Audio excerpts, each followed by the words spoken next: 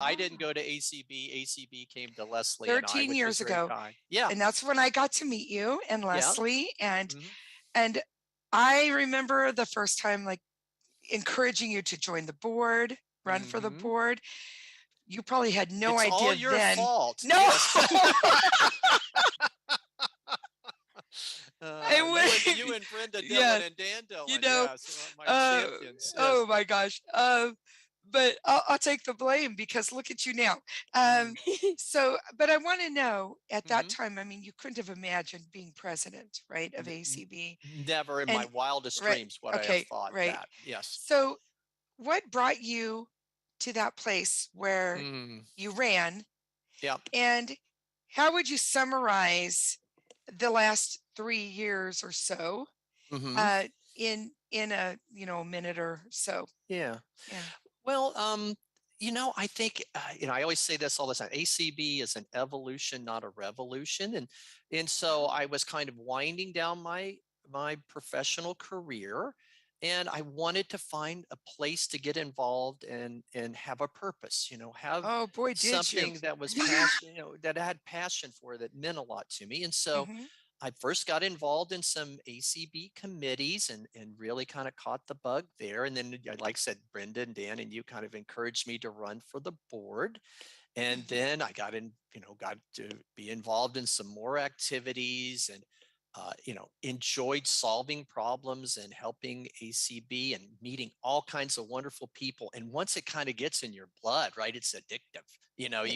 You Yeah. can't wait to the next DC leadership Yeah. conference and the next convention Yeah. and seeing all your friends, and it's support, right? That's what always got me. I want to be with other people who are going through the same journey I'm going through, and it's so cool. We'll see this in Omaha for some of our new folks this year. When ACB comes and takes over a hotel and we're in the majority for a week, Yeah. it is fun.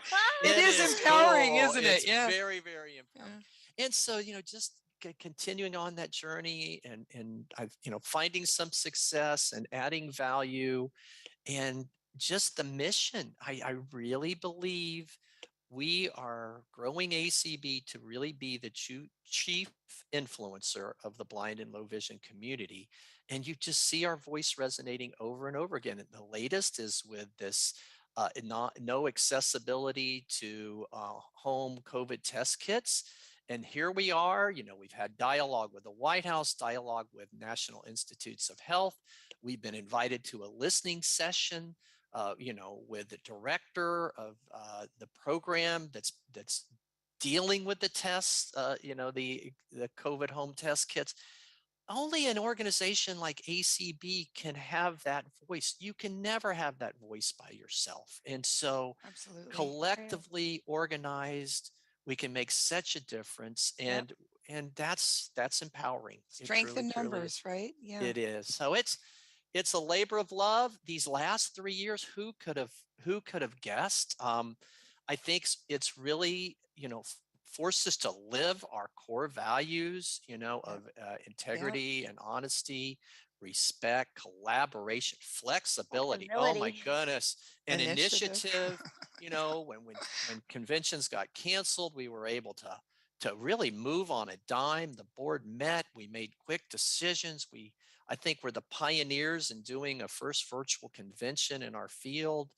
And then our membership stepped up. They were behind us all the way and so energetic. And the community that got launched out of thin air, and look where that's grown. And so, the pandemic has been an absolutely terrible thing for the world and for our country and even our community.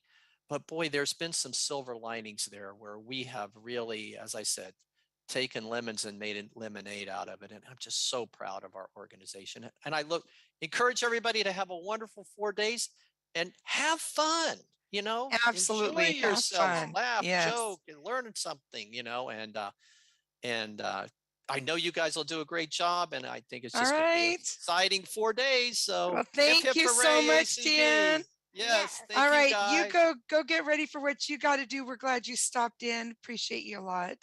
Thanks. Have a good All afternoon. right. Talk soon. All Bye-bye. right. All right. All right. Colby, we made it through our first guest. He did. He made that pretty easy. Yeah, he did. All right. Vicky, we are so glad to have you, Vicky Preddy, right? From Vanda Pharmaceutical, one of our sponsors for this conference. Appreciate Vanda, and thank you so much. If you could maybe share with us anything you'd like, but could you give your title? So Sure. yeah. Sure. Well, thank you for inviting us again. And Dan is a tough act to follow, isn't he? He's so. How can I have Got some of great his energy. enthusiasm? Yeah, it's good. I'm a registered nurse educator, and my name is Vicky. And I am one of 4 nurses with Vanda Pharmaceuticals. And I actually live in Central Florida. So I will be with at the ACB convention in Maitland in June. So I'm looking forward to seeing Dan and Leslie and everybody else as well. Wonderful. So that's for the Florida Council. Yes. Yeah, for Great. the Florida Council. So I was there last year for the first time. Really great meeting. So, but this is a wonderful meeting too, this DC Leadership Conference, and we're glad to be part of it. So many of you know Vanda already, but for those who don't, we're a biopharmaceutical company that offers support services, and we provide education about a rare circadian rhythm disorder called non-24-hour sleep-wake disorder.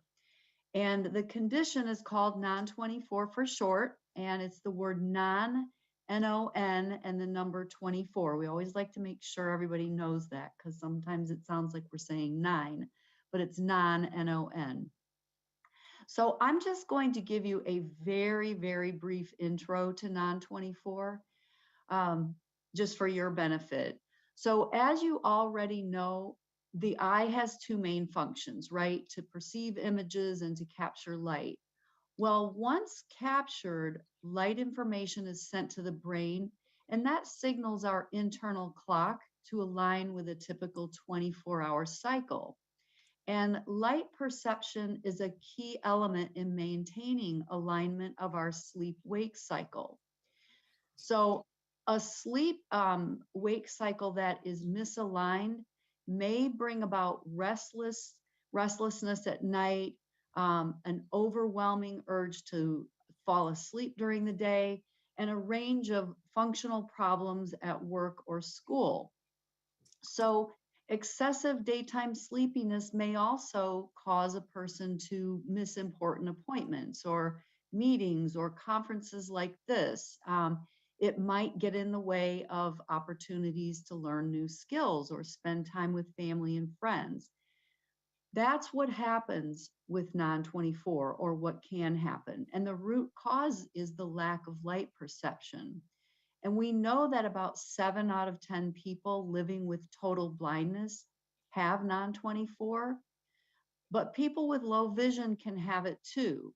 So what nurse educators do with Vanda is raise awareness of non-24. We talk about the signs and the symptoms of it and what's happening and why. And we let people know that help and resources for this disorder are available and accessible from Vanda. So nurse educators can provide education and raise awareness throughout the country. And we can do that either virtually, like we are today, or in person if you're holding meetings. We've been invited, just for example, to present non-24 at local, state, and national conferences, chapter meetings, support groups, manufacturing facilities, workshops for blind vendors, centers for independent living, lighthouses. I even attended some summer camps last year. And we exhibit or present information at marathons, walkathons, immersive museum tours, local sports days, and all different types of organizations like yours, veterans groups, athletic organizations, Lions clubs. That's just to name a few. In other words, the opportunities to raise awareness of non-24 are really limitless, and our audience can be large or small, anything in between. So I would like to invite you to reach out to me if you're looking for more information about Non-24, or if you would like a guest speaker to join a future meeting or event anywhere in the country. And if it's okay, I'd like to give you my phone number now, and you can call me anytime if that's okay. Um, it's 202-578-9060. And I work in the Southeast and then a little bit in the Northeast. So if you are anywhere outside of those two areas, I will make sure that you're connected with the correct nurse educator. So I thank you all again for having us. It's always a pleasure to be with you. Have a great conference, and I think I have a little time to yield back to you. And So, Vicki, before you go, yes. I would like to extend an invitation to Vanda to become part of our community events. So Yes. sometimes we have businesses or other organizations that will share uh, their services or resources, information through a presentation. And it could be anywhere from a half hour. Typically they're an hour, but it can be a half hour, or it could be even up to, we do karaoke and that's usually 2 hours. So, but you know, these community events have been going on since the beginning of COVID, and we have upwards of 100 calls a week. Oh, wow. And we send out a daily schedule to people, not just our members, but others as well, Okay. every day. And it could be on a different topic, a different perspective, and then there's opportunity for Q&A. So the important piece with community events is it has to have an element of community participation.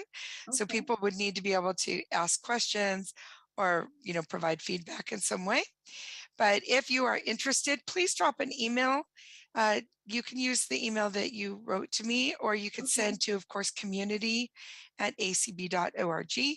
And we'd be happy to, Colby or I would get back to you and get you whatever information you needed to submit an event. And it could be at any time. We have Zoom accounts that we are happy to use for you. So this is for you, but it's also for anybody listening. We would welcome events, new content all the time. And it could be something a one and done. It could be a monthly event. It could be weekly, however you wanted to do it. So Very I can nice. tell you from just experience, I have one of these events each week that I do, and one of our topics a couple weeks ago was non-24, and if you have Oh, trouble sleeping. And there were a lot of us that said, you know, yes, these are my experiences. And so I think there would be a lot of interest on something like that. oh, that is terrific. Thank you for that and this is invitation. national, it's actually worldwide. We have people from all over the world that join us on those calls. Nice. And we know we've had about 200,000 touches in the last nearly 2 years. So, you know, our calls might have 10 people on them and they might have 50 people on them. So it just depends on the time, the topic, and, you Mhm. know, and how things align. So, Yes, yeah. yes, So, absolutely. That is anyway, a great idea. And I will be in touch with you, Colby. All right, sounds great. All right. all right. Thank you so much, Vicki. And we appreciate that you took time out of your Saturday to be with us. Yes. M- My pleasure. You all have a great weekend. All right. You You as well. too. Thank you.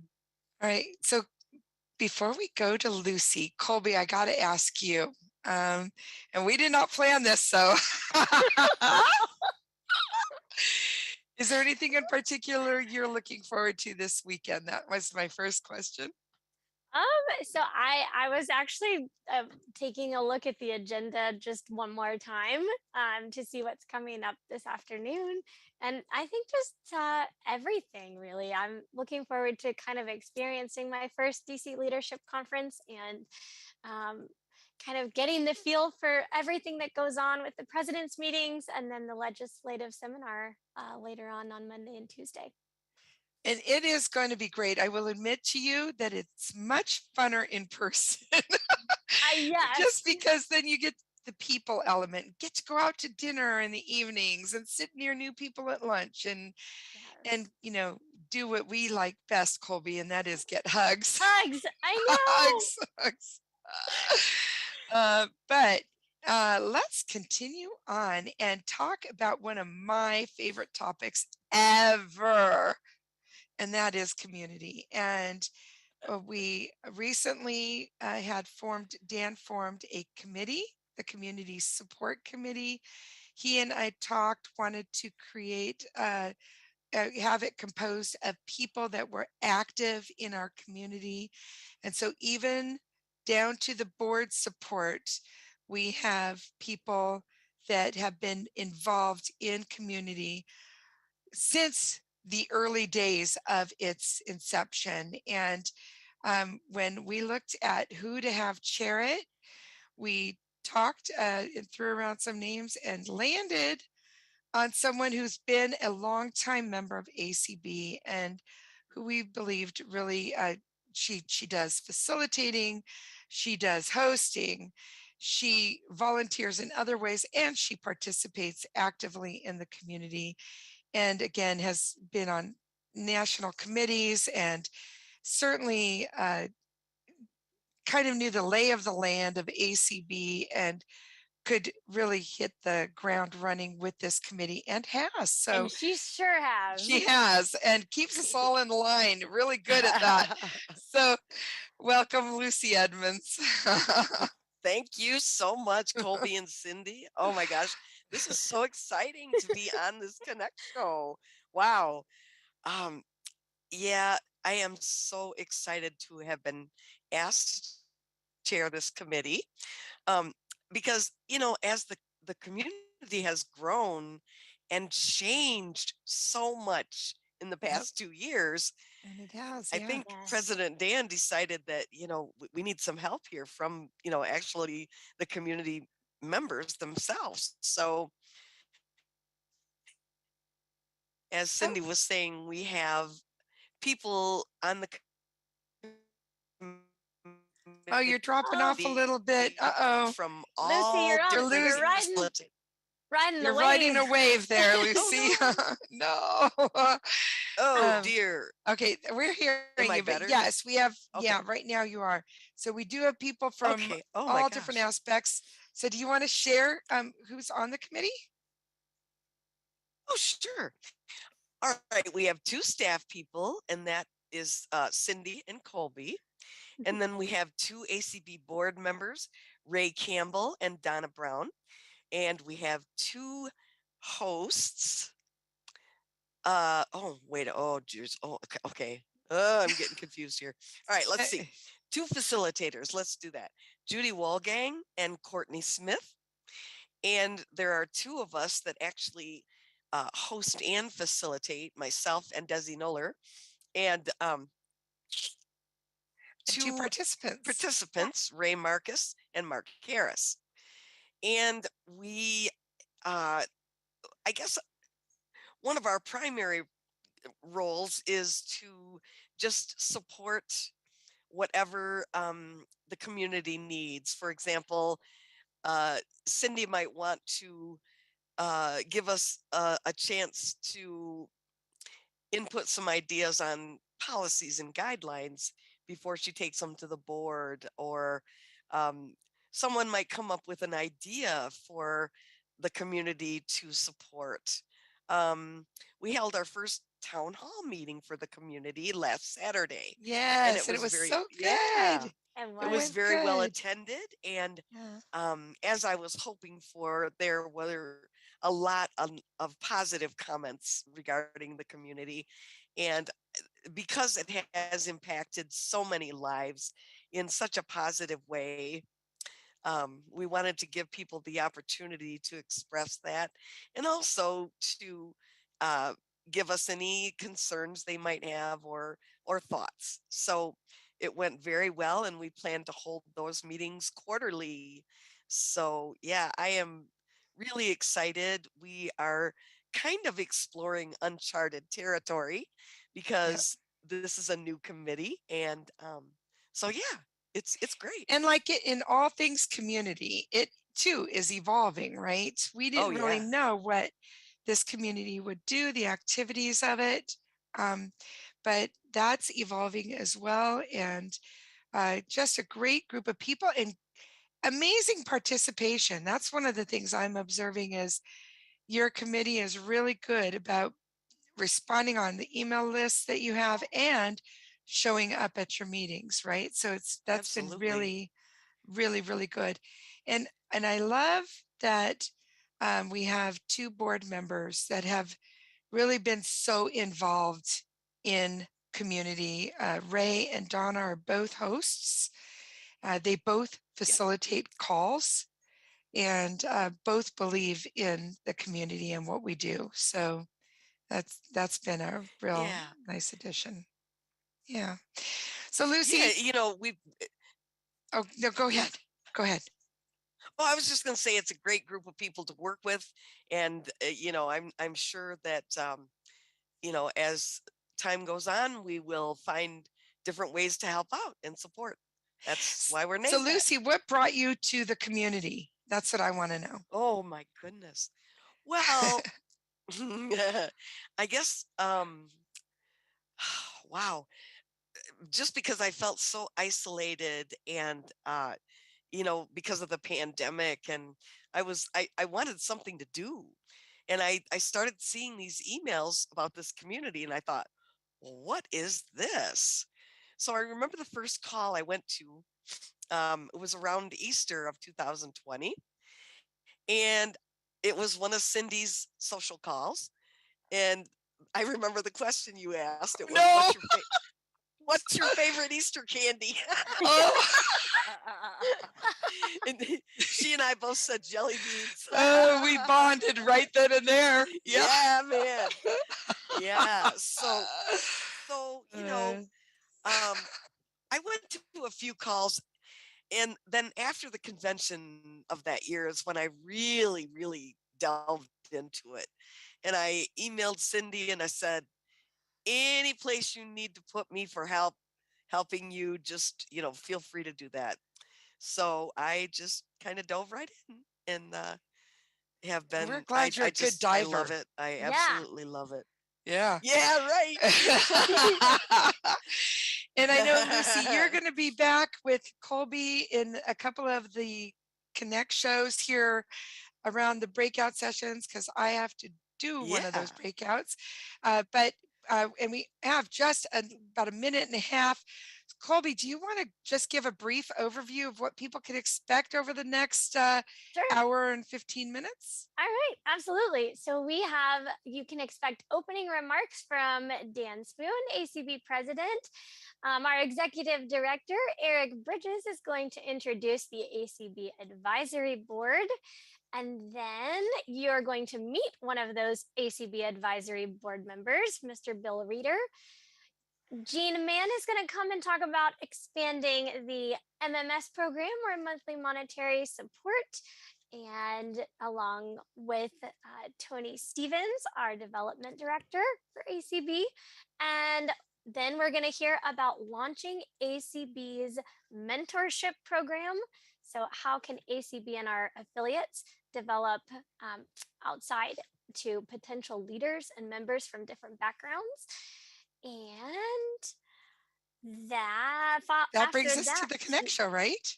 Yeah, then you're also Okay. going to meet Brett Humphrey, who's another ACB Advisory Board member, and then we'll be back with you All for right. another Connect show. And it's about time for us to turn it over and have the DC Leadership Conference begin. So thank you, Colby. Thank you, Lucy, Dan, and Vicki. And enjoy, everybody, and join us again here in about an hour and 15 minutes.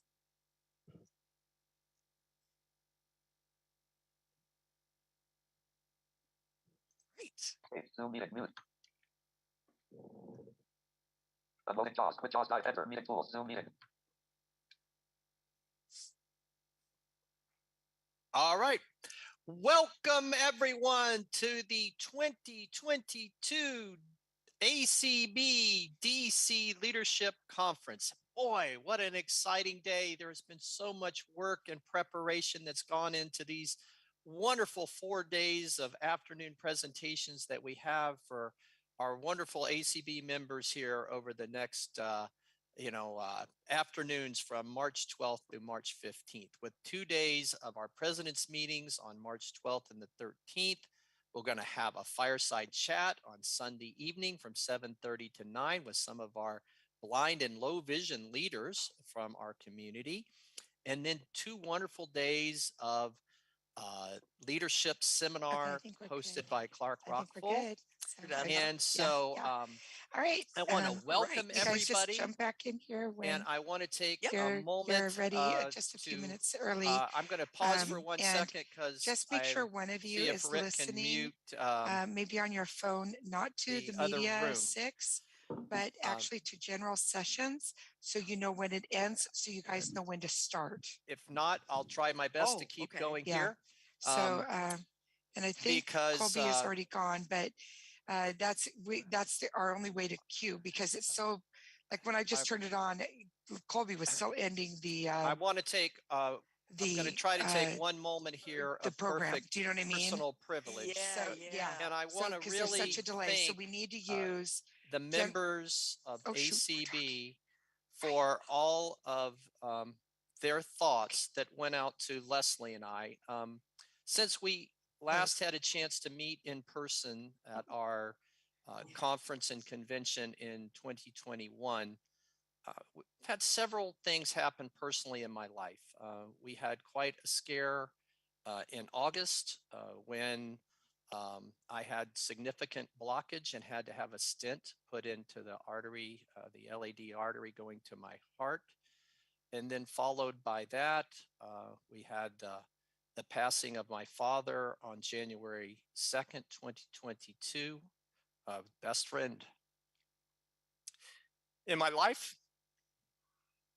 And then a week later, I lost my brother-in-law to COVID. So it's been a very tough year, and I'm not alone. It's been a very trying year for many of us. But through all of it, I have welcomed my ACB family, who has been there for us, who has sent wonderful letters of kindness, emails and thoughts and phone calls.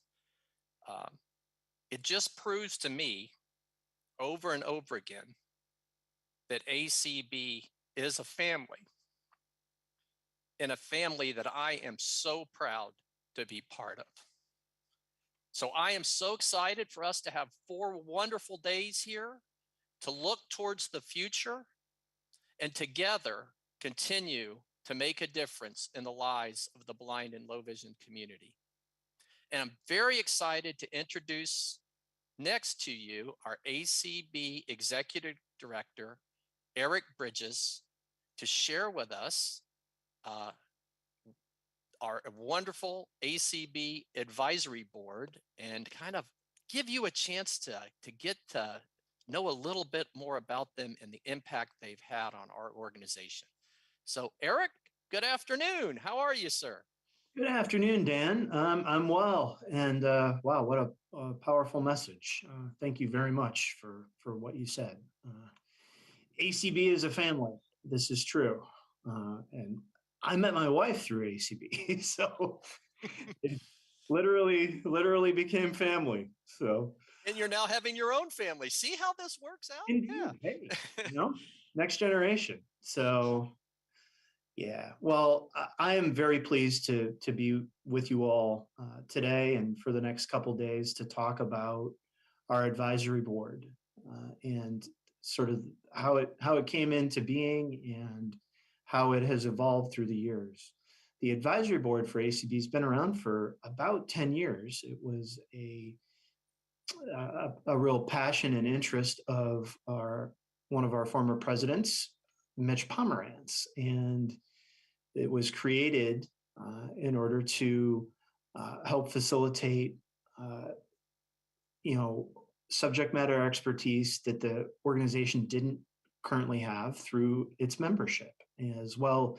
So time, talent, and treasure, right? Which we talk about a lot. So people that had certain skill sets that did not maybe exist within the current structure of ACB, that were willing to share their knowledge, share their time, and ultimately also share some of their treasure with us. And so a decade ago, it was created.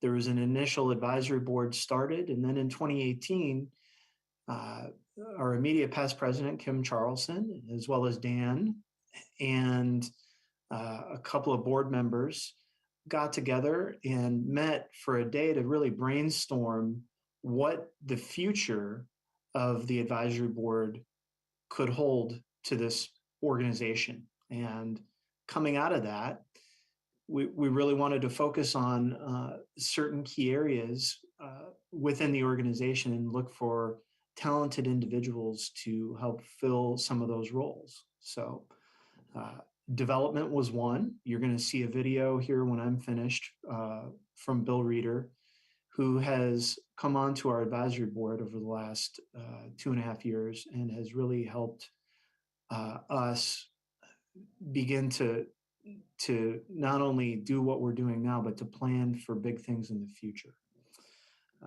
As well, really organizational structure and leadership. And that is Erin Patera, who actually facilitated that day-long brainstorming of the advisory board. She's, you'll see her later this afternoon as well. Dealing with data, understanding data within the organization is something that we have always done a very good job of from a financial standpoint with, the finances of the organization and our thrift stores, but all the other data that's out there, figuring out a better way to collect some of it, how to analyze it, and hopefully operationalize it, have it be part of decision-making. Brett Humphrey, who you'll meet later today, has been a big part of that. Matt Hanley, who's been working as a pro bono attorney for ACB for the better part of the last 10 years.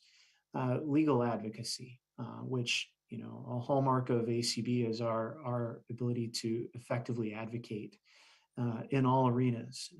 Legal advocacy is one that we've needed to be active in at times, just because of how the world works. The world is not fair, which we all are keenly aware of.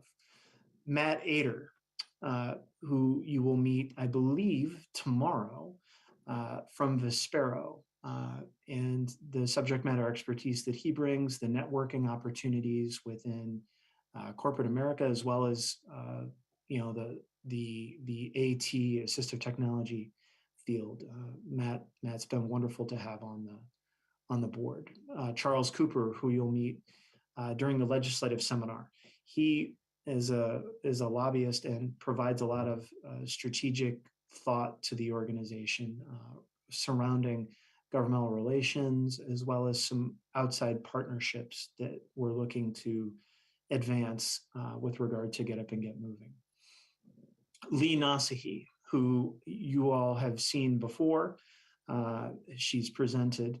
She has helped us implement EOS over the last couple of years, and before that, worked with Erin Patera and our leadership team to help sketch out, a leadership team and some organizational structure and process procedures so that we could define what success could look like as an employee team here at ACB. And that's really the group. It is a powerful group. It is a collegial group, and they're all bought into the mission of ACB. They love working with the staff and the members. Several of them ask, what more can we do? And we're very fortunate to have such a smart, talented, and frankly, giving group of people to work with. And this particular board may grow and will grow as we define other needs for subject matter expertise that we don't currently have within the organization. It's important to know that the advisory board does not have any oversight or responsibility for the work of the staff or the board of directors. There is no fiduciary responsibility. They are simply here as volunteers to guide and assist the staff and membership in the work of ACB. They're a great group of people. I know that several of them are interested in attending the convention in Omaha this summer, so I hope that you all get to meet some of these great folks. And with that, I'll hand it back to Dan. Well, thank you, Eric. And, I so agree with you. We've had an opportunity to meet with our advisory board, 2-3 times a year. Some have been in person, some virtually, and they truly have the passion for ACB. It just comes through in their commitment, their engagement, their just interest. I mean, and what I enjoy the most is, Eric, they kind of challenge us, don't they? They give us a different way at looking at our organization. They're not in the day-to-day weeds like we are. No, the simple question, why? Why do you do it this way? It catches you flat-footed. Well, it's because we've always done it this way. Well, that's not a great answer, right? And so you're like, I don't really know that I want to say that. But it gets you thinking differently, right? Because as you said, they come from a different background. They're not living this like we are. And, in particular, the data component, right? Helping us get beyond the data that we're running into day after day. How do we break through that wall to begin to learn more about our own data, and how to then figure out what more we want to know. And Brett, who you'll hear from later today, has really done a remarkable job of helping us over the last year with that. I remember unanimously, we said, what do you think is the most important resource we need to bring into this organization at this point in time? And collectively, they said, you need a communications manager Exactly. now. Yes. And they were right. We've learned so much over the last year from having that additional resource as part of our team. And I also believe they live our core values of integrity and honesty, respect, collaboration, flexibility, and initiative. And it's just they're a joy to work with. And so thank you, Eric, for introducing our advisory board. And we look forward to hearing about them and meeting them in person. And right now we have an opportunity to hear and meet our first advisory board member, meet Bill Reeder. He is from Ellicott City, Maryland, and he is currently a professor at George Mason University. He is just a true expert in philanthropy and fundraising. And let's take a moment and meet advisory board member Bill Reeder. ACB, below each letter, dots representing the letter in Braille. American Council of the Blind, together for a bright future. ACB Executive Director Eric Bridges and Advisory Board Member William Bill Reeder.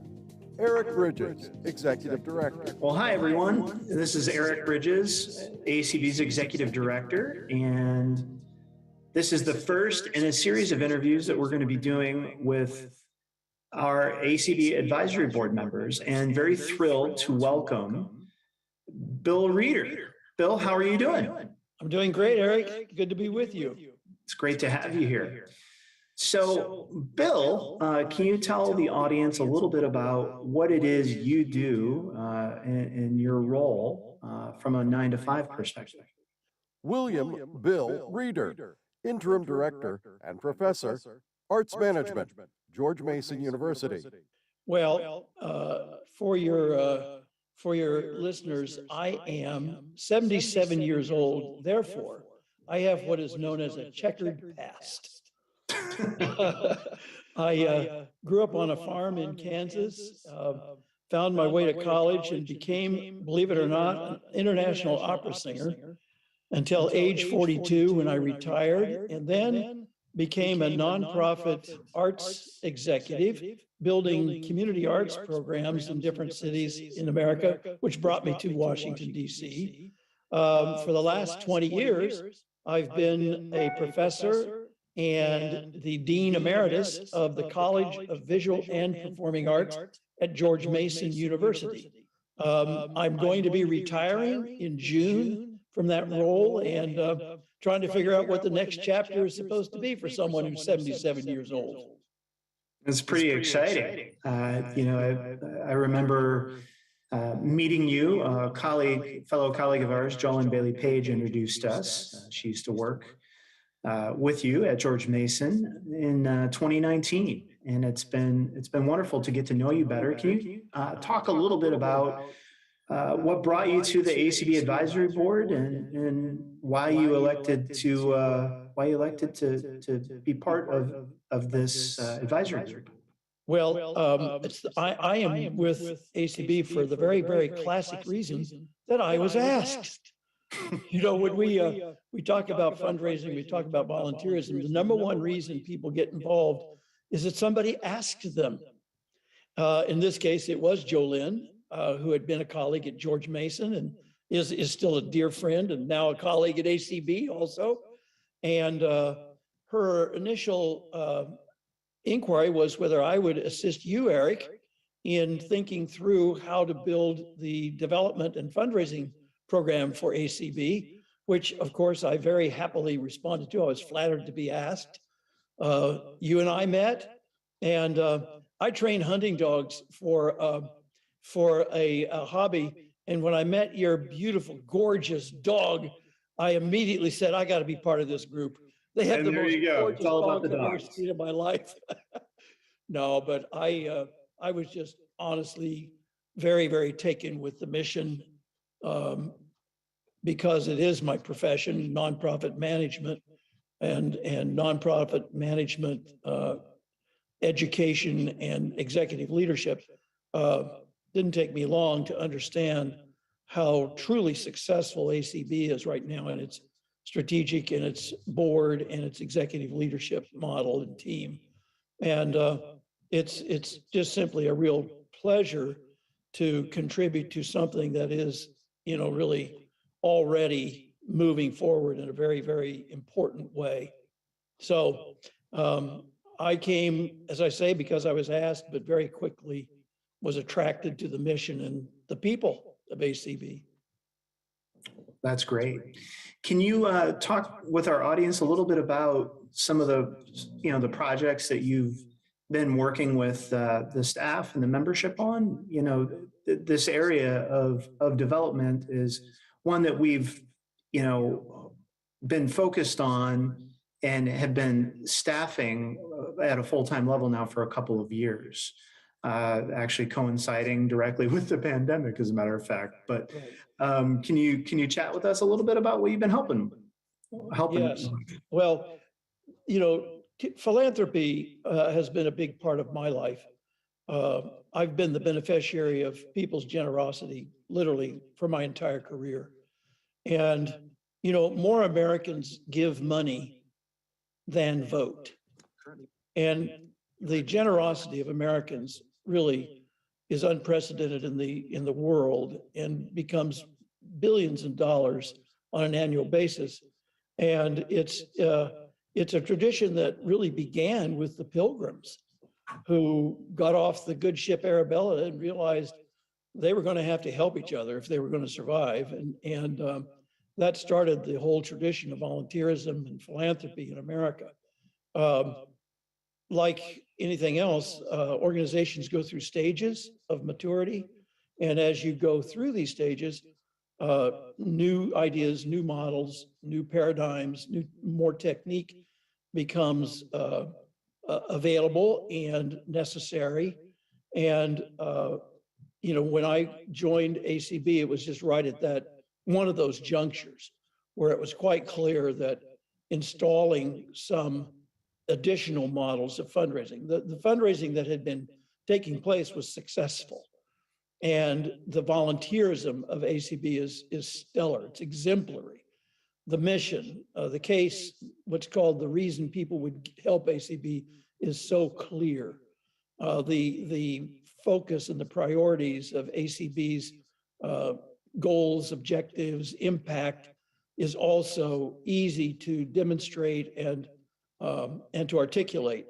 ACB's skill at communications is outstanding. So all of these preconditions for the next stage of fundraising are in place. Now we need to, and are, install the mechanical systems. And most places never have the money that's needed to do that before they raise the money. It's like, which comes first? The answer is volunteerism comes first. And sometimes that even means people like you, Eric, like, you know, all of us that are involved with ACB have to stretch a little, but by putting in place approaches and techniques, and what I've been recommending in particular is maybe exploring the potential for individual donors beyond the type of fundraising we've been doing, could have certainly enough payoff to support its own growth, but I think could have real impact on the budget of ACB going forward.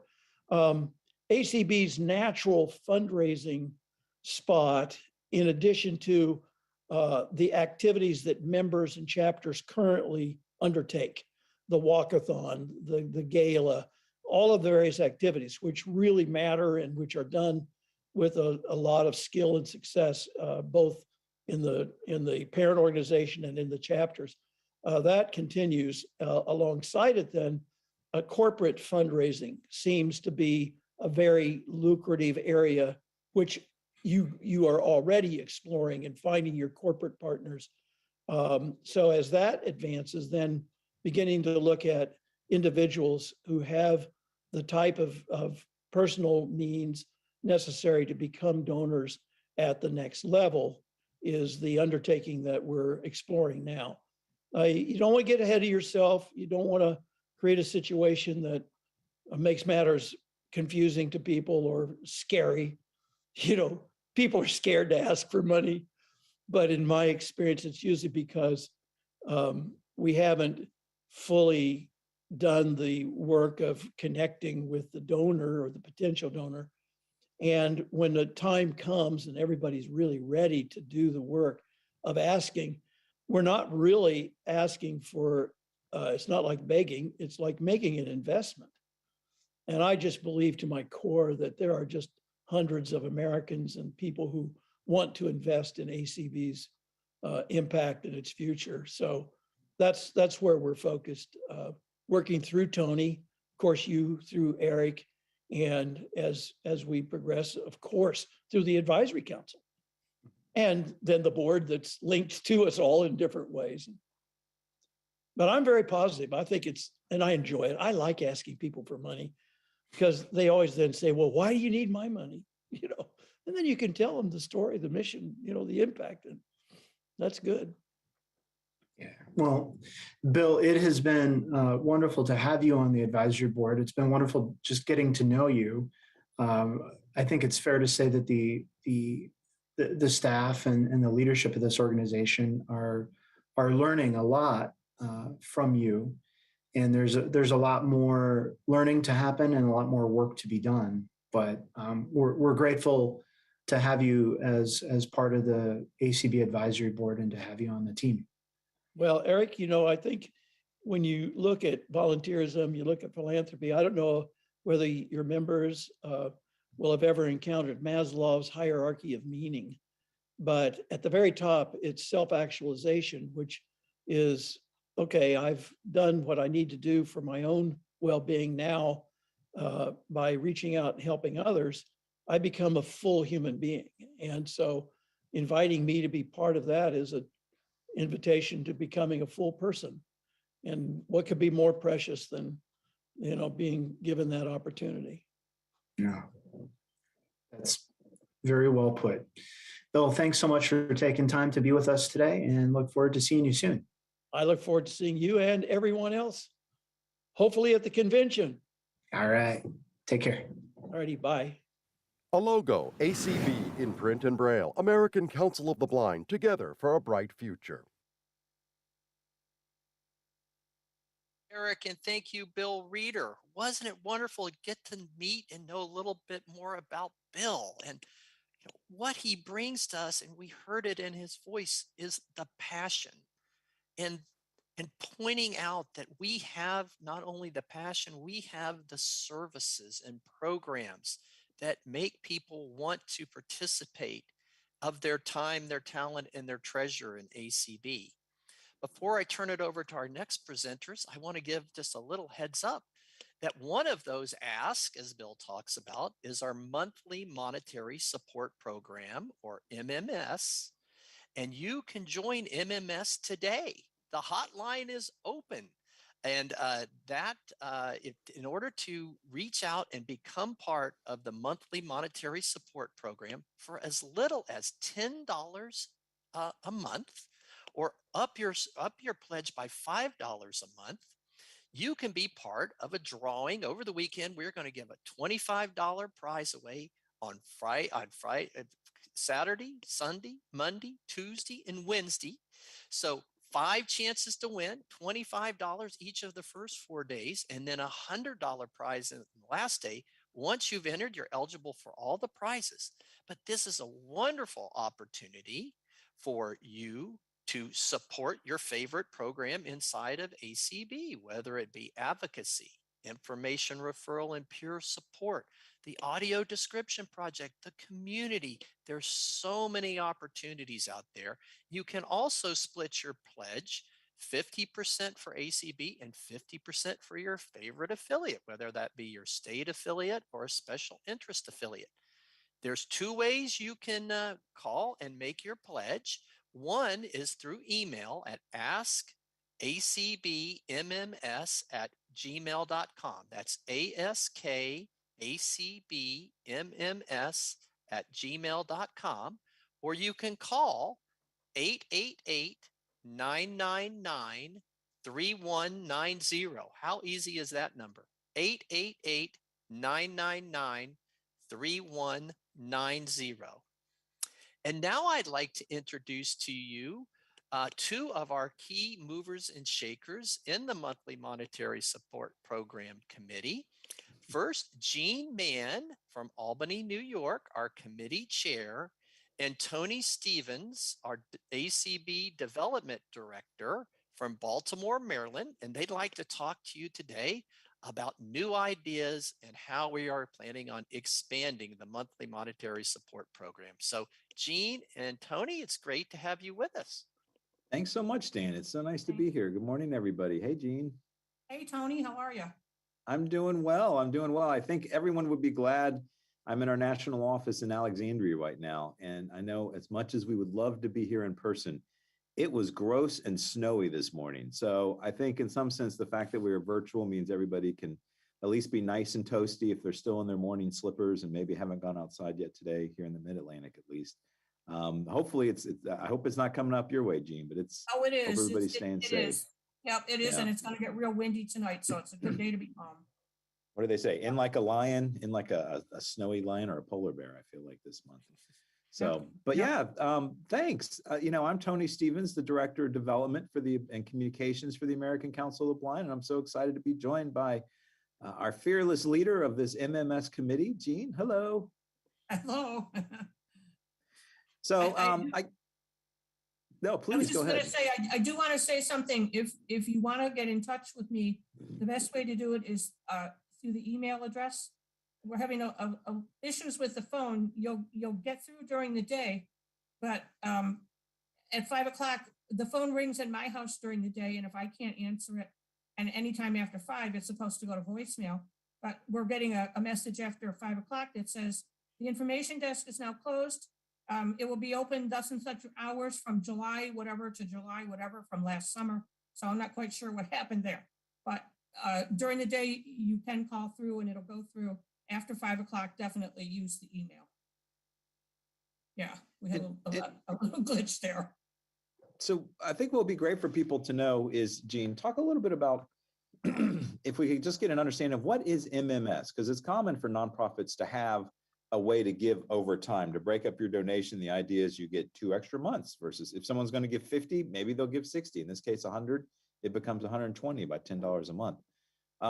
Can you share for everybody kind of what is unique about this MMS, particularly for our affiliate presidents that are listening and the leaders that I know most people know about it, but I have a feeling not everybody's using it like they could.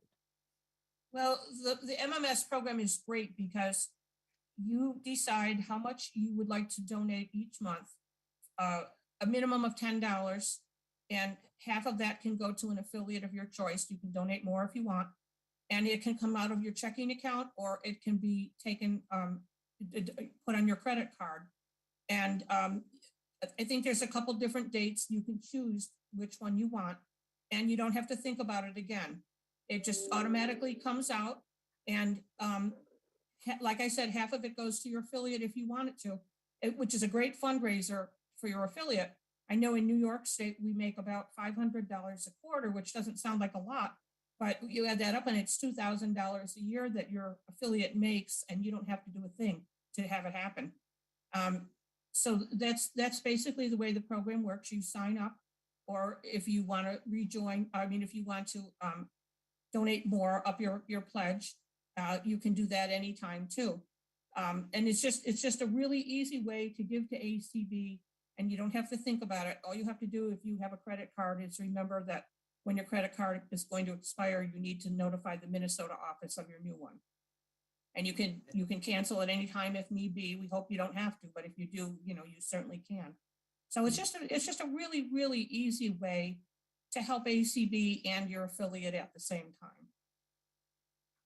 And before we jump into sort of how we're hoping to expand MMS and some of the things that'll be taking place this year specifically, and understanding that this, we want to make it as easy for people to give in many ways. Talk a little bit about what's going on the next few days. Dan alluded to it, but what do we have in store that we can pitch people over the next few days? We'll give that little commercial now for MMS because it's kind of exciting, each leadership conference. We're giving out we're having daily drawings. As a matter of fact, Jeff and Leslie Tom won yesterday's drawing. I almost forgot to mention that. So they will Congrats, get Jeff and Leslie. Yeah, they will get a $25 Amazon gift card.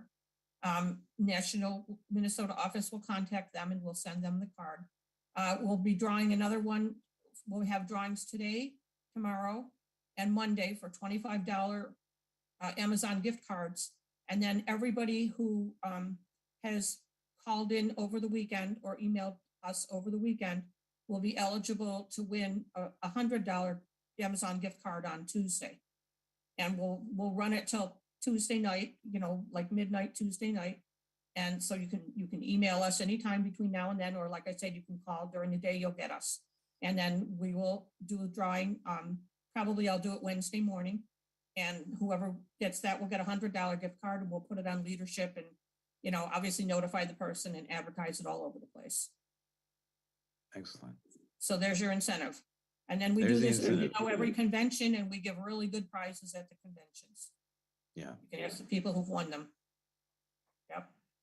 So one thing that we're looking forward to doing is recognizing, and we make roughly a little over $100,000 a year thanks to MMS. So, thanks to all the affiliates who reach out to their members to get people to join. I think we were maybe at a little over 104,000 for last year.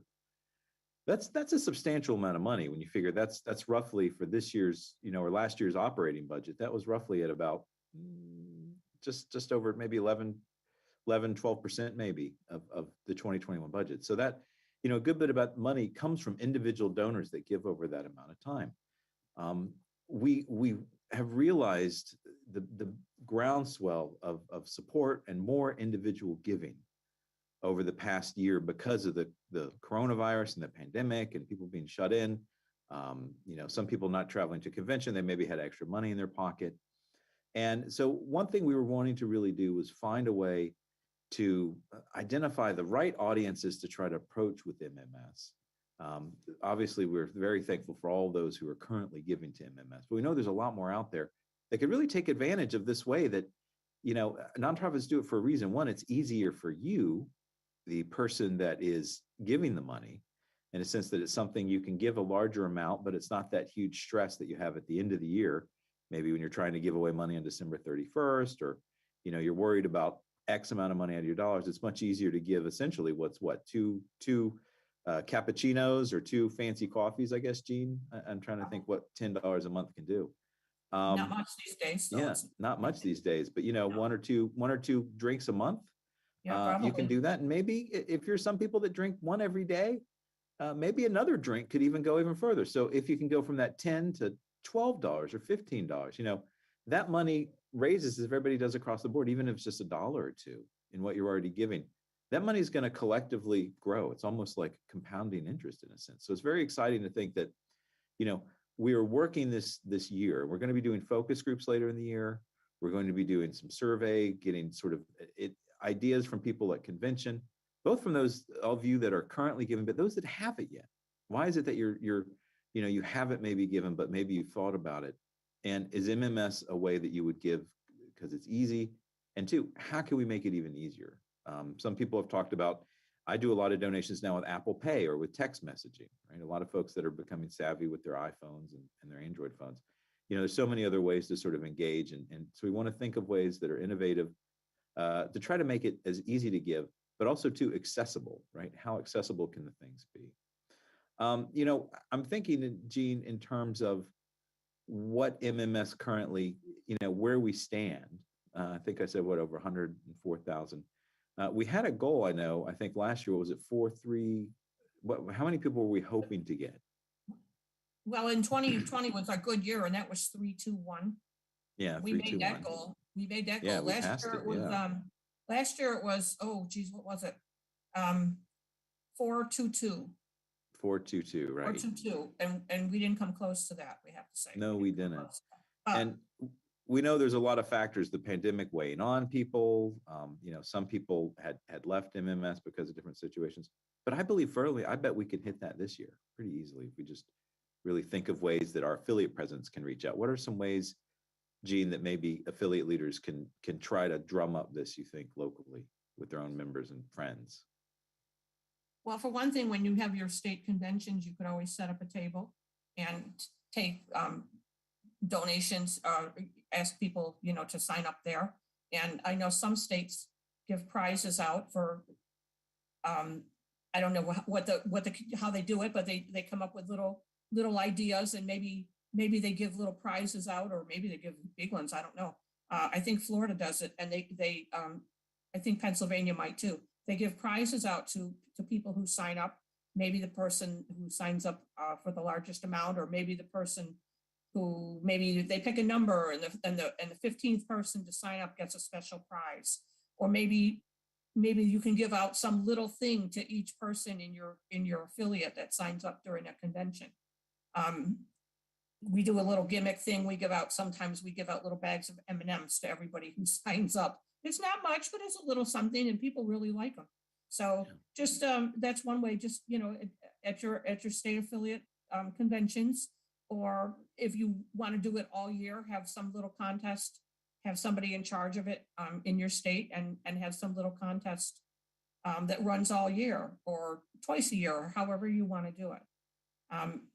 But talk it up at your conventions. If you ever want any of us to call in or something, we'd be more than happy to do that and talk about it. So just some little things like that. Yeah. And we're definitely remind here the as a people that support if they group. sign up, that half the money can come back to your state. Well, that's or the your thing is, affiliate. it's easy money really for affiliate presidents in a sense. So It they really just make is. the initial, they throw the hooks out there, and we do all the back end work. The people sign up, they work through the Minneapolis office and take care of all the credit card information and everything, all the billing and everything is done through ACB. And essentially that's just money that'll be coming to you in a sense of it's helpful for nonprofits too. One of the things we talk about is these surges of cash, sometimes the way that cash comes into nonprofits. And this is a sustained giving. Oftentimes they call this sustained giving for that very reason. It runs over time. It lets me know as someone who's the treasurer, let's say, for my local nonprofit, that I'm going to get X amount of money each month. Below So- each letter, dots representing the But, letter in Braille. American You know, Council I would of the say Blind, we're hearing some together background for a right bright now. I think future. it's Yes, we are. playback on something AC on a video.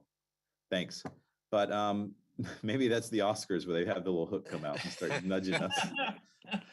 Well, But Tony and Jean, yeah, thank you. Thank you for your wonderful thoughts and conversation about the monthly monetary support program. I agree with you. There, some people can give of their time, some people can give of their talent, but for some, the best way to give is of their treasure. That's And right. really, the monthly monetary support program is just, it's such a pain-free way to make a difference for the American Council of Blind. So we want to thank you all so much and wish you well. And again, Jean, as we go, what's that email and phone number one more time? The email address is askacbmms@gmail.com. And the phone number, which if you're going to call, please call during the day, is 888-999-3190. And please leave your name and your phone number so I can get back to you. Well, thank you, Jean. Thank you, Tony. And thank you, ACB members and friends, for participating in the monthly monetary support program. We wish you well, and let's have a great pledge season right here through the DC Leadership Conference. Thanks again, guys. Have a good conference. likewise. Cheers. Cheers. Next, oh gosh, it just keeps on rolling. I am so excited to introduce to you all 3 big supercharged committee chairs who are working so hard to launch our first ever ACB Mentoring Program. I'd like to introduce to you Kenneth Simeon Sr. from Beaumont, Texas, chair of the DKM Fund Committee, and Cheryl Cummings from Boston, Massachusetts, chair of the Multicultural Affairs Committee, and Donna Brown from Romney, West Virginia, chair of the Burrell Colley Leadership Institute Committee. And this team has been meeting, because I've been with them a little bit, on Friday night at 6 o'clock to really continue to develop and put together the plan to launch the ACB Mentoring Program. Kenneth, Cheryl, and Donna, it's a pleasure to have you with us, and welcome to the ACB DC Leadership Conference. Thank you, Dan. It's my privilege to be able to work and I'll be a part of this mentoring program development team with 2 ladies, and our president has joined us and has been such great support to us. We are working to develop a program that will make a positive impact on the lives of our members and, encourage them to learn more about the organization and move into leadership in various ways. We've discovered that there are several collective needs for we've discovered that we actually have a collective need for a mentoring program within ACB.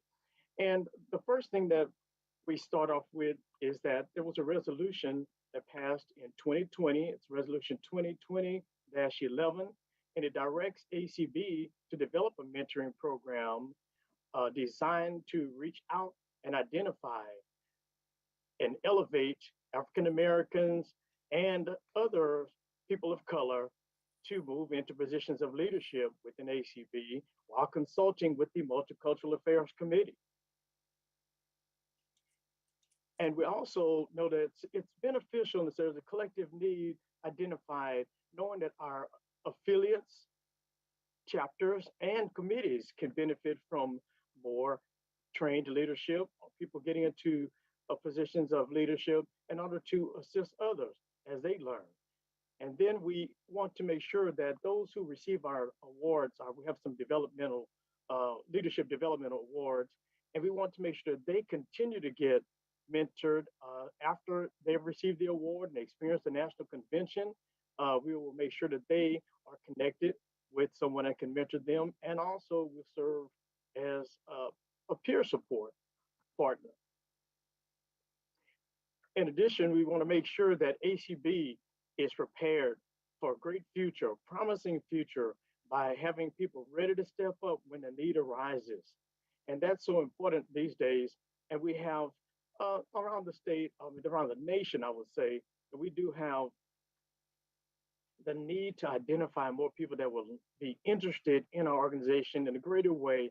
It's more than just going to a convention to have fun, but it's all about building ourselves up, building the organization up, and helping others to come along with us on this journey. So we have a model that I've actually developed and presented for consideration, and so far the team has adopted it, and it's the acronyms are is MAPS, MAPS, mentoring, access, and peer support. So the acronyms is MAPS. So if you hear about MAPS, it's not one of your maps that give you direction to get around the nation, but it will help you to navigate ACB. In addition, you will hear in a little bit about some other acronyms. One is GUIDE, GUIDE, and it will be explained that is part of the program. And I want you to be able to hear that from our next participant on this panel. And I will go ahead and turn it over to Donna to go through our program components. Okay, thank you very much, Kenneth. So our MAPS program is mentorship, access, and peer support. And the components, I'm going to read them quickly and then I'll give you a little bit of description. It says your link to guidance, understanding, intervention, direction, and empowerment. So the objective for this program, which Kenneth kind of talked about a little bit, but the American Council of the Blind aligns its programs and services with its mission, purpose, vision, and core values. So the development of a mentorship program will address a variety of concerns expressed by members and leaders within ACB.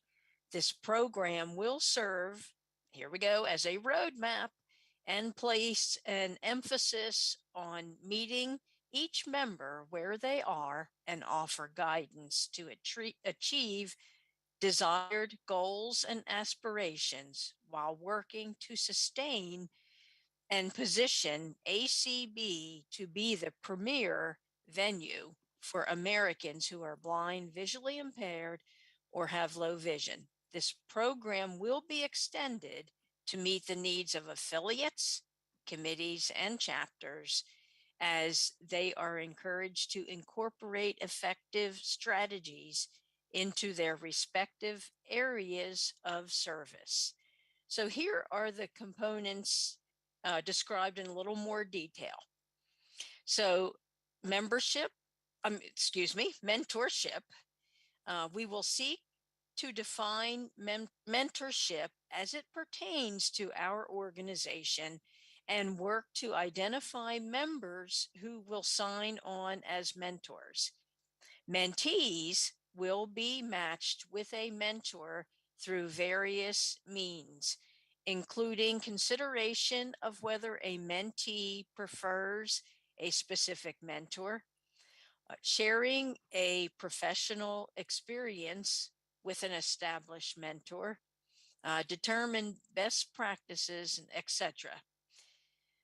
So the guidelines and processes will be developed to ensure that those selected as mentors meet prescribed criteria to be determined by members of the planning team and the designated ACB Advisory Committee. You'll hear more about some of that.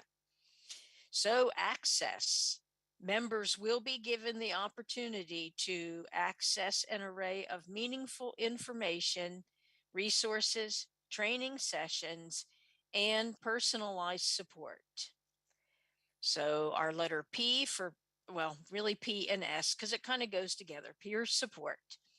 An emphasis will be placed on connecting with members through the provision of knowledge, experience, emotional, social, and practical support.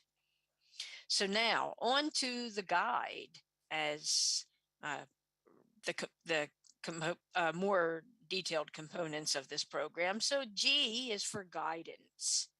define how we can best provide guidance to inspire members to take a journey with us as we explore and share proven connectivity concepts that are supportive of their specific needs while allowing them to feel free to express their thoughts throughout the process.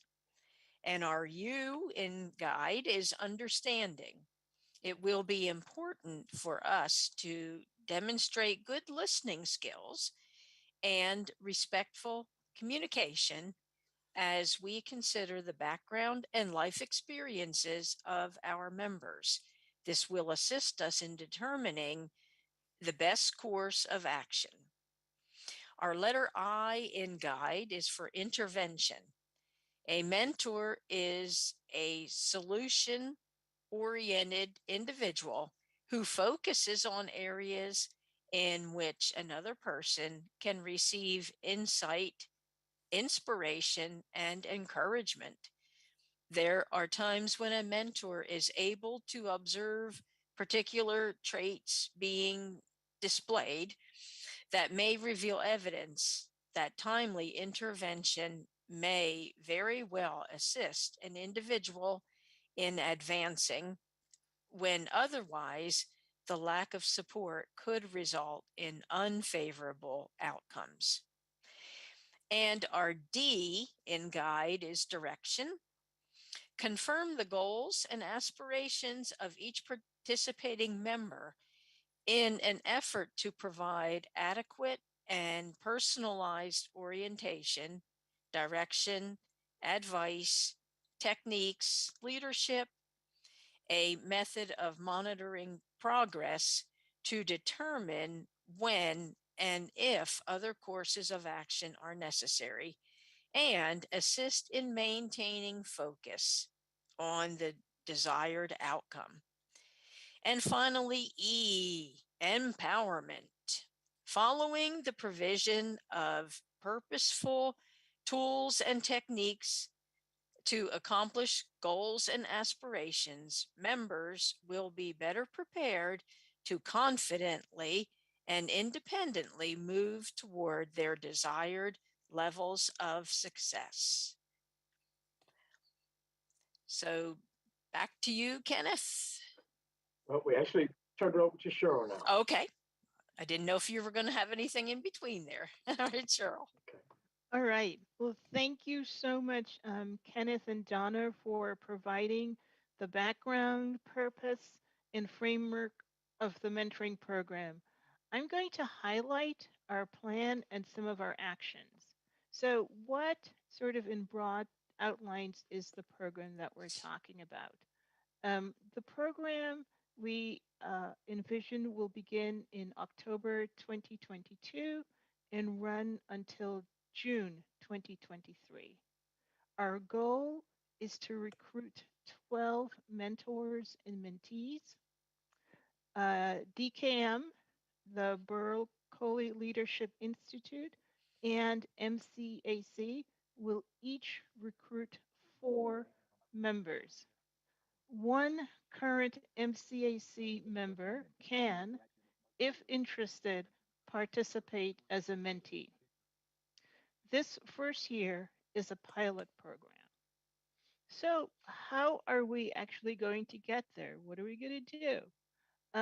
So drawing on a general framework which is used by many ACB committees, we've created a timeline and we've divided up our activities based on quarters.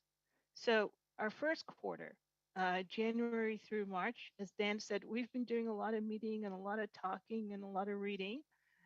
We've also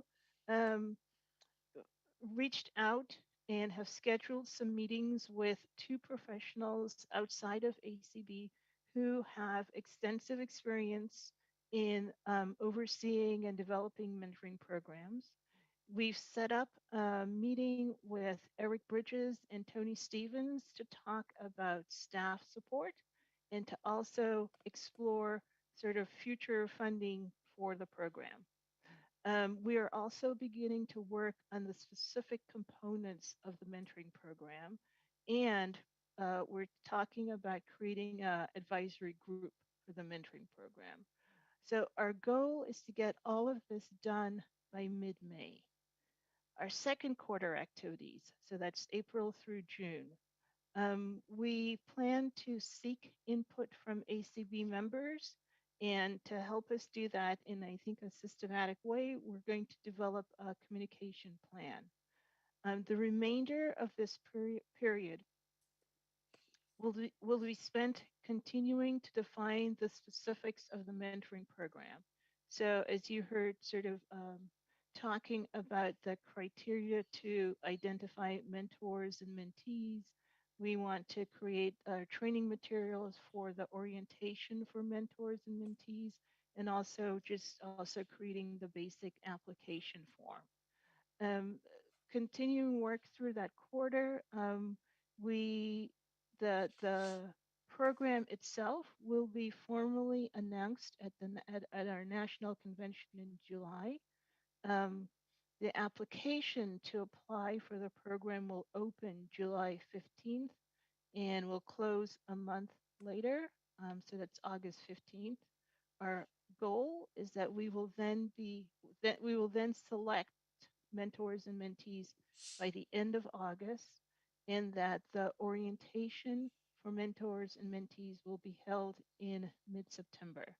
So fourth quarter, October through June, the MAPS program will launch. We've even set a date, October 4th. And then this group, and hopefully our advisory group, we will have our first sort of check-in with the mentors and mentees in December. Our group, our planning group committee will continue to work crafting an exit questionnaire, which we hope to get done by March 2023.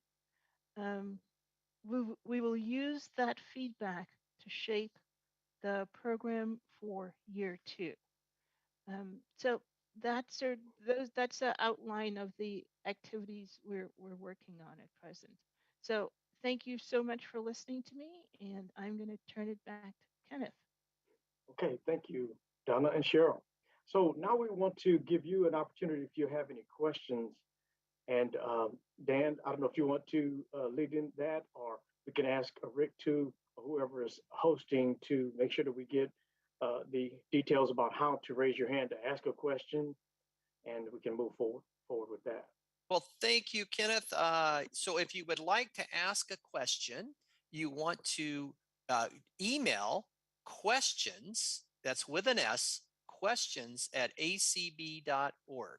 So again, to email a question, it's questions at acb.org, or you can call Janet Dickelman, who is our question moderator, and you can reach Janet at 651-428-5059. So again, that is Janet Dickelman at 651-428-5059, or questions at acb.org. And I get to ask the first question. So I am so excited about this mentoring program, and really, following through on a resolution that the membership passed here over the last year. I think it was first brought up in the resolution of 2020, where we really look at bringing new leaders and kind of giving them that experience. And I think it's exciting to hear from you all kind of the structure we're putting behind this program. So I'm understanding that maybe you're going to reach out and talk to a couple of experts in the field. So Kenneth and team, who all are you all reaching out to gain more information about some successful mentoring programs that are going on right now? Hey, this is Kenneth. We actually shared the load on this. I actually reached out to AFB, the American Foundation for the Blind, Neva Fairchild, who works with the Blind Leaders Development Program within AFB. I've known her for a while, and she's done some great things, even in our state as a member of ACB of Texas. And so we scheduled a meeting with her in April in order for us to just find out what works, what's been working well with their program, and what things have they learned from some challenges that they may have faced. And so we were looking forward to a great conversation with her. And I'll let Cheryl tell about the next person. Yep. And then the other person we've reached out to is Stephen Allen. He runs a company called Policy Works, and they have actually online and I think an app that they've used with other organizations that are looking to create a mentoring program. So we thought it would be valuable to reach out to him and to ask for some of his guidance in the experiences. I mean, even just, thinking, I don't know, would we want to have some sort of app, or is there some sort of online component that we should have in this program? So we're really excited to hear from both of our experts. Well, good. And I want to, we talk a lot about, the mentees or the people that have an opportunity to learn, but I'd like to hear from each of you. What do you think the mentors, it's something, it's a win-win situation. So it's an opportunity for those with knowledge and experience to share. You all are both, all three are leaders inside of ACB. What do you think are some of those really positive, not only characteristics, but kind of takeaways for being a mentor? Because we not only have to find mentees, we have to find mentors, right? So who are you looking for to be mentors in this program? This is Kenneth. I would like us to make sure that our interested mentors would actually read through our guidelines and all, and we're going to come up with some more detailed criteria. But at this point, I would say I would look for someone who's really demonstrated that they care about our members, demonstrated that they want to share what they learn, because with all the times that we get it, we have great experiences where we learn things that we can share with others to empower them as we have been empowered. That's something that's key. That we would have someone with their attention is directed toward empowering our members that they may come in contact with or even work with. Donna, do you have any comments? Well, I was just thinking a person who is to sort of piggyback. I can't say it as well as you did, though, Kenneth, but I think a person who really is interested in working with those who are going to bring ACB forward into the next, decade or whatever it be. And also, I think a person who is a good listener and can balance giving good advice and uh, maybe just suggestions of how to do things differently and just be willing to um, you know be a sounding board also for that mentee. Yep. No, I agree. And I would add somebody who is patient, somebody who is, as both Donna and Kenneth have said, somebody who's really open to listening to what people are saying, and somebody who wants to share. I mean, it's so important that and that you're honest about your sharing. So, I mean, if you say yes, I'm going to do this, that you were truly willing to pass on your knowledge and your experience to others so that they can, as help move the organization forward. This is Donna too, and I also think as a mentor, it should be a person who is also willing to learn something from the mentee. I think both people, Good it's a point. give and take. Yeah. Very true. And also, we have a mentor guide within the DKM committee. And one statement within that guide, it talks about not creating a clone. Just you have to be open to make sure that you identify who they are, what they desire to be, and allow them to be that. Give them that freedom to speak what they feel or care about, and tune in and see how you can help to advance their actual goals and aspirations. All right, I'll pause here and ask Janet, have we had any questions at this point in time, Janet? We have not, but if I do get any questions after the presentation is over, I will certainly forward them on to Kenneth, Cheryl, and Donna. All right, and Thank you. I do have one more quick question for them, but let's just repeat. You didn't because email it in, Dan. You don't get to ask a question. I don't need to. It's true. I'm taking a executive privilege here. Thank you, though, Janet, for keeping me on in line, as she always does. I love Janet. But I think the next opportunity that we'll have to ask questions will be for our keynote speaker, Bob Seminara, who is the new CEO of Vispero. So if anyone has any questions for the new CEO of Vispero, Bob, please send those ahead of time to Janet at questions@acb.org or give her a call at 651-428-5059. And maybe your question will be one that Bob will answer at the end of his keynote address. And I guess my last questions for this wonderful panel today is, have any of you yourselves been a mentee or a mentor, and what was your experience? So this is Donna. As a teacher, I was a mentor teacher, and I went through a training myself to be a mentor teacher. And so the teachers that I generally mentored were new teachers, not necessarily brand new teachers, but new to the school where we were working, and in most cases new to teaching visually impaired students. And so most most of my experiences were very good.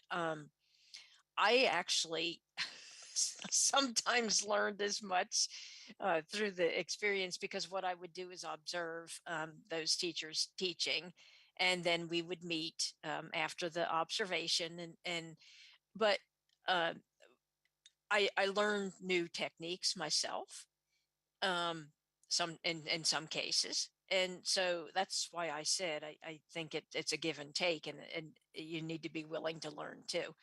And generally I found that it really was very easy if you have that mindset that you're going to be giving constructive advice. Just keep thinking of that, and it really was pretty easy to do that. Yeah, that's true. Yeah, Cheryl? Yeah, I was going to say, I had the privilege of being a mentor in a program working with youth with disabilities. And so it was a mixed bag. So in the sense that I had one student who was, I mean, they were both excited to be mentees. And one student who basically said, I'm fine. I don't need anything. And we would chat, but she's like, things are okay. And then I had another student who I think we're still in touch today. She calls me, or I can call her and check in and see what's going on with her life. And not that she wasn't fine, but she really, I think, was able to take advantage of having somebody a little older, somebody who was out of school, who could talk to her about, careers and stuff. Leslie and Jean, it's Colby. I see both of you are here. Thank you so much for being on time. We will be working on that during the break. Okay. Started. Yeah. And I hear that they are turning Again, over I the wanted session. to say that Go ahead, I've Kenneth. been a mentee and I Hey, continue Colby. to Hi, be mentored Colby. as I Hello. tune Do into you want us to have our those cameras leaders on? around me, and I watch what they do. I tune into what they're doing. It may not be formal mentoring, but I am constantly learning from those who I'm around. And also, I've had the privilege of serving as a mentor on several of I'll say formal mentoring programs working with youth, and some of that has been students who are blind, and some has been students who are sighted for various reasons. And so that's been a great privilege, being able to share with those younger people. And that's a great thing, be able to contribute and receive from others. Well, thank you. And I look forward to us launching the ACB mentoring program. And I want to again just say so much of how much we appreciate the efforts of each of you. And thank you. And for our ACB members, stay tuned as you'll hear more and more about the mentoring program as we go through the different milestones over this first inaugural year and pilot. So again, thank you, Kenneth, Cheryl, and Donna, for all of your hard work. And we are so excited to launch this program. Thank you so much. Thank you. Have Thank a good you. conference. Yes. And as we're getting ready to introduce our next advisory board member, it kind of reminded me as they were speaking, I feel like we're kind of in a mentor-mentee relationship with our ACB Advisory Board. We are teaching them a lot about the blind and low vision community and the passion we have for our community and the different challenges that are out there, whether it be advocacy or support. And we're learning from them a lot of wonderful business skills and techniques. And as Eric said earlier, the question that you get asked a lot is, why do you do it that way? And I think that's one really good type of conversation that you can have between a good mentor and mentee. So we look forward to the launching of the program. And again, thank Kenneth, Cheryl, and Donna. And now I'd like to introduce to you our second ACB Advisory Board member, Brett Humphrey from Seattle, Washington. Brett is the Microsoft Accessibility Manager for the Teams product. And you're going to hear from him in our first breakout session today. He's going to be helping us facilitate that breakout session in room A, which is membership certification process. What could our future direction look like? But let's take this opportunity to hear from ACB Advisory Board member, Brett Humphrey. ACB, below each letter, dots representing the letter in Braille. American Council of the Blind, together for a bright future. ACB Executive Director Eric Bridges and Advisory Board member Brett Humphrey. Eric Bridges, Executive Director. All right. Well, welcome back. Eric Bridges back again. This time I am being joined by Brett Humphrey, another one of ACB's Advisory Board members. Brett, welcome. Yeah, thank you, Eric. It's great to be here today. Yeah, it's good to have you here. Well, you and I have known one another for several years. In your work capacity, can you tell the audience a little bit about what you do in your day-to-day 9 to 5? Brett Humphrey, Accessibility Lead for Microsoft Teams. Yeah, you bet. I'm the Principal Program Manager for the Teams accessibility effort. I've been working on Teams for a little over a year now. And prior to that, I spent over 10 years working in the Windows division on the assistive technologies that ship in box. So I spend most of my days trying to figure out how do we create a better experience for those with disabilities. So through the years, I think we've known one another for what, 7 or 8 years now, something like that. Yeah, quite a while. Talk a little bit about your interactions with ACB and what brought you to the advisory board. Yeah, I think, Eric, you're right. We met about 7 or 8 years ago. It was part of a World Blind Union conference. And we're doing really early bring up of narrator on Windows, on IE at that time. And we're just sitting down talking with folks and just getting some feedback. And I happened to sit down next to you and started working through it. And you just were really crisp and clear on your feedback. And it was just fun to sit and talk with you. And since that point in time, I started coming out to the ACB conventions for work and got to know you and others over the course of those years.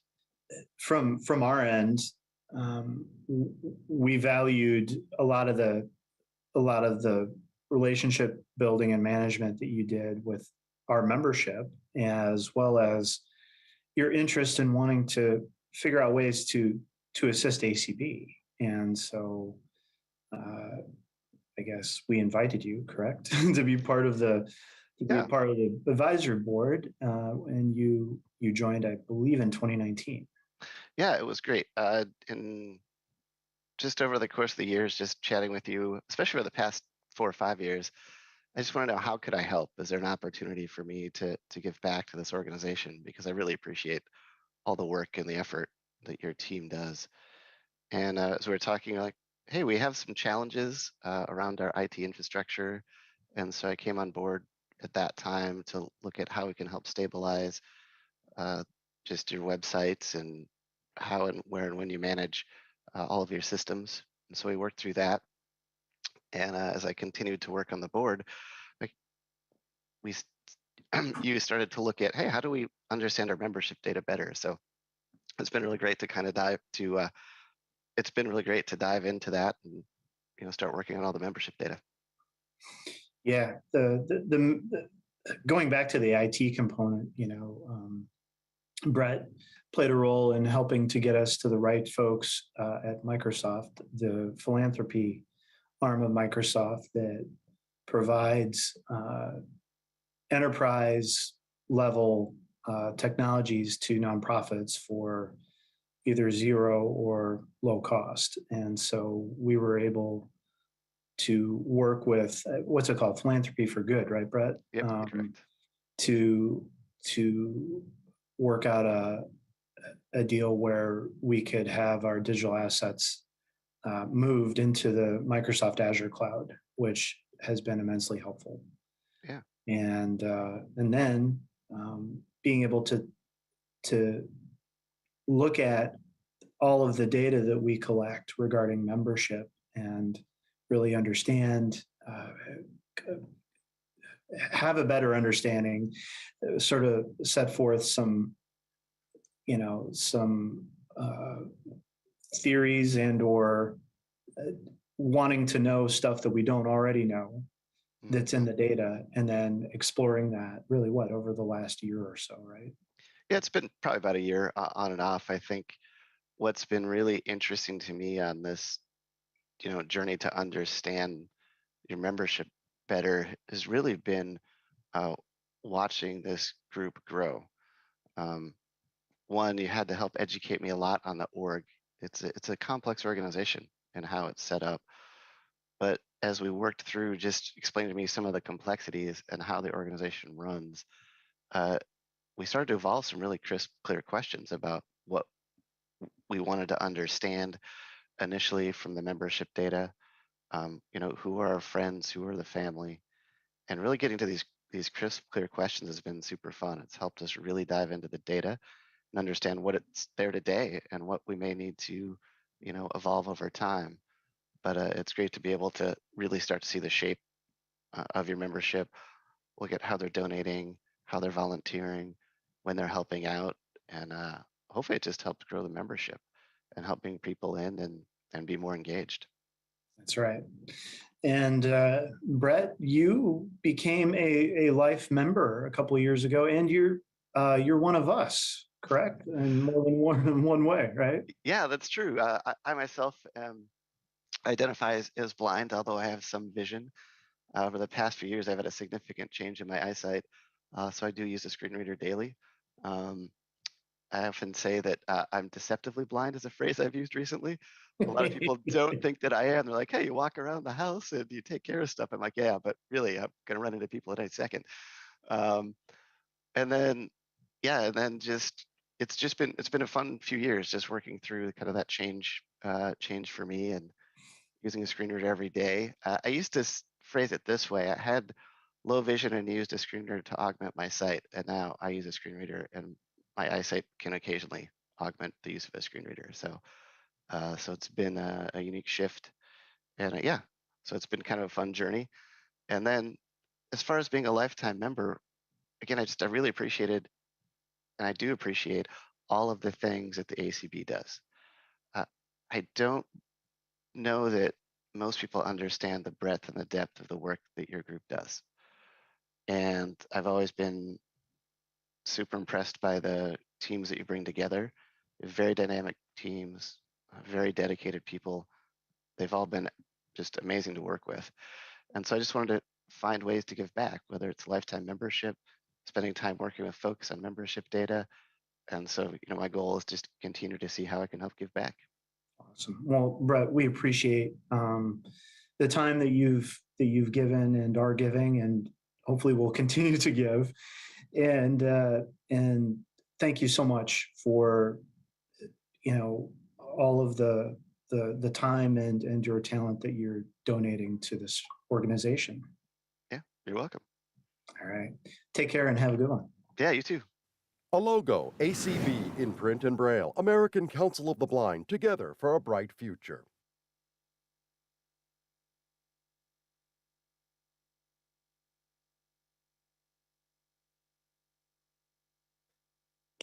Well, wasn't that fantastic to hear a little bit more from Brett Humphrey? And he'll be part of our Room A breakout session on Media 6 following the Connection show, talking about our membership certification process and future direction.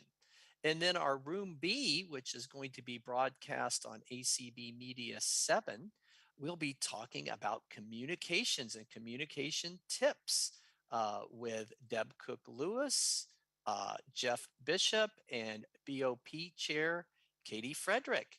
And then on Room C on Media 8, we will be talking about how do you do a podcast, learn about podcasting from 3 podcast experts, which are Michael Badcock, Thomas Reed, remember him from our wonderful AD Awards Gala, who does the podcast Read My Mind, REID, and Brian Charlson, who, along with Carl Richardson, does the Picture This podcast. So what a wonderful opportunity it'll be to meet those folks in Room C. But now I'd like to turn it over to our Connection show, and Cindy and Colby, take it away.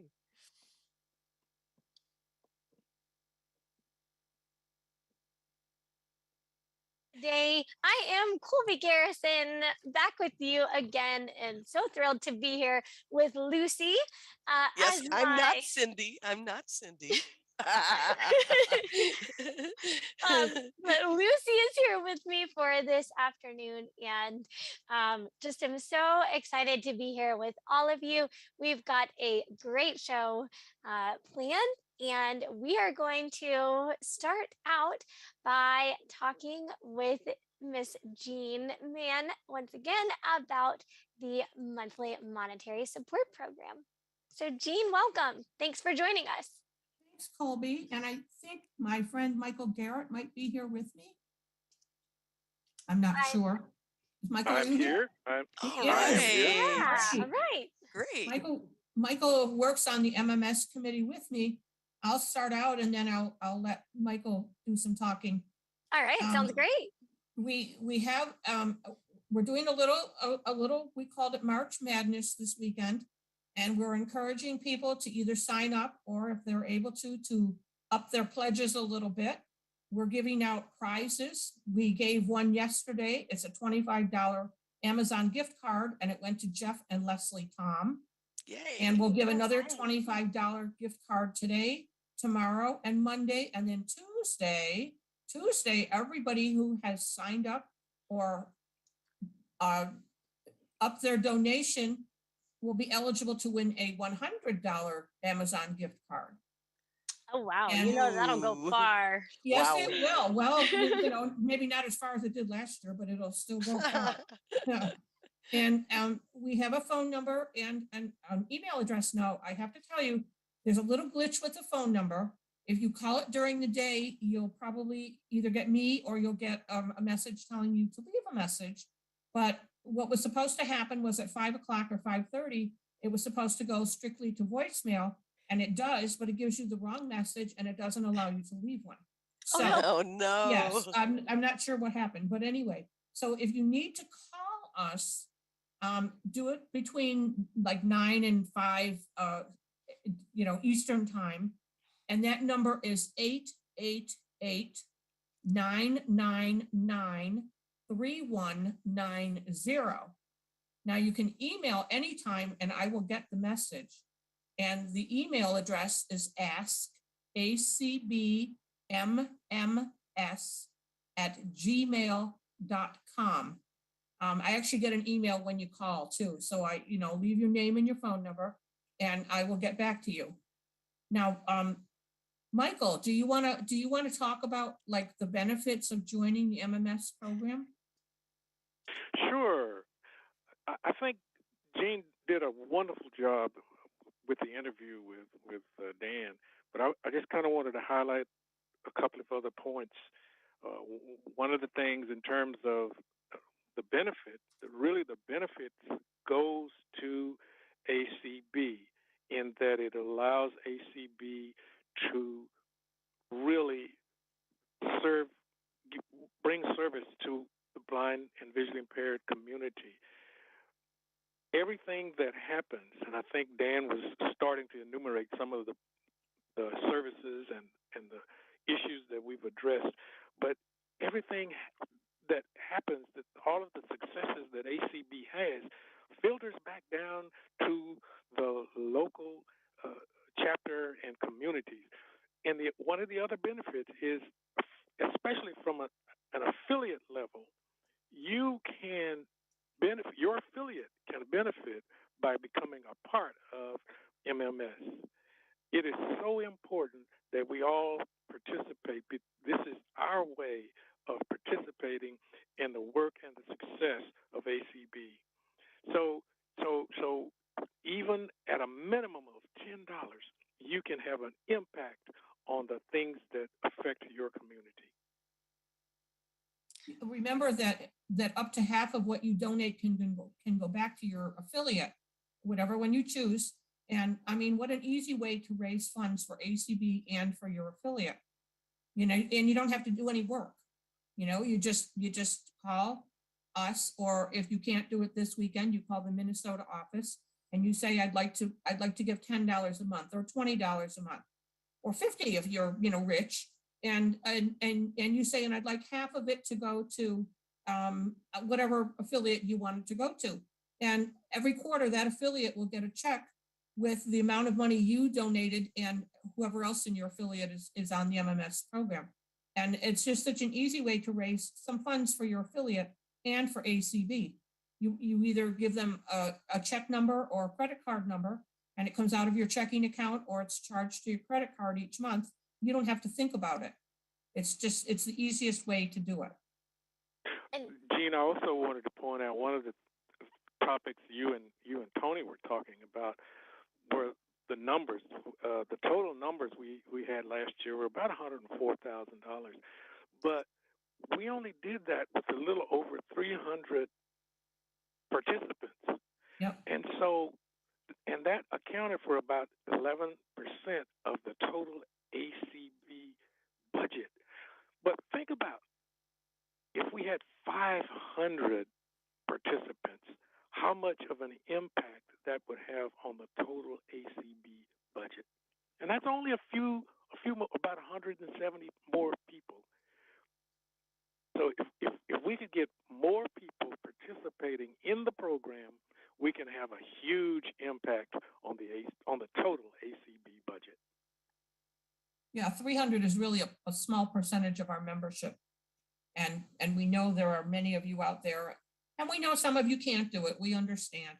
But as Tony or Dan, I don't know which one of them said it, some people can give their time, some people can give their talent, and some people can give their treasure.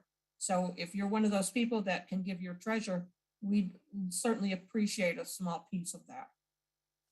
Yes, absolutely. And you guys, you kind of answered my next question. I was going to say, for anybody who might be new to ACB and who may not fully understand what the MMS program is, but you've kind of broken that down. So hopefully people have a better understanding, and they can certainly email or call you if they have any additional questions, and can email for sure. So thank you so much for being with us today. Well, they just sold me. I love Amazon, so I had to increase my monthly amount. Thank And you. it's one way Go, to get- Lucy. And just remember that you do not have to be a member to be a part of this program.